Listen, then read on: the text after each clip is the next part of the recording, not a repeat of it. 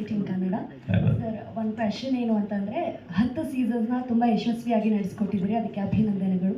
So second point ಏನಂತಂದರೆ, may be Chandan Shetty ಅವ್ರ ಸೀಸನಲ್ಲಿ ನೀವು ಮನೆ ಒಳಗೆ ಹೋಗಿ ಅತಿಥಿಯಾಗಿ ಹೋಗಿ ಗೆಸ್ಟ್ ಆಗಿ ಹೋಗಿದ್ದು, ಅದಾದಮೇಲೆ ಪ್ರಾಬಬ್ಲಿ ಅದು ಟೈಮ್ ಆಗಿಲ್ವೋ ಅಥವಾ ಆ ರೀತಿಯ ವೀಕ್ ಬಂದಿಲ್ವೋ ಗೊತ್ತಿಲ್ಲ. ಸೊ ಅದಾದಮೇಲೆ ಮನೆ ಒಳಗೆ ಹೋಗಿ ಅವ್ರಿಗೊಂದು ಸರ್ಪ್ರೈಸ್ ಕೊಡೋದಾಗಿಲ್ಲ. ಬಟ್ ಆಚೆ ನೀವು ಅಡುಗೆ ಎಲ್ಲ ಮಾಡಿ ಕಳಿಸಿದ್ದೀರಿ, ಮೆಸೇಜಸ್ ಎಲ್ಲ ಕೊಟ್ಟಿದ್ದೀರಿ. ಬಟ್ ಫ್ರಮ್ ಪಾಸ್ಟ್ 4 ಸೀಸನ್ಸ್ 3 ಸೀಸನ್ಸಿಂದ ನೀವು ಒಳಗೆ ಹೋಗಿಲ್ಲ. ಸೊ ಅದು ವೈಯಕ್ತಿಕ ಕಾರಣನ ಅಥವಾ ಯಾವ ರೀತಿ ಅಂತ ಅಷ್ಟೇ? It's not a mandatory decision ಅಂತ ಏನಿಲ್ಲ.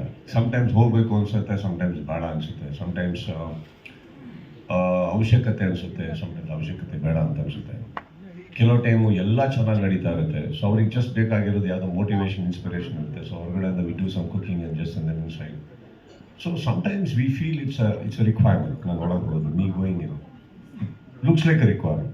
Sometimes the show is just going so beautiful that ನಾನು ಅವಾಗ ಒಳಗಡೆ ಹೋಗೋದು looks forced. ಅಂದರೆ I have to go in, I have to meet them. No,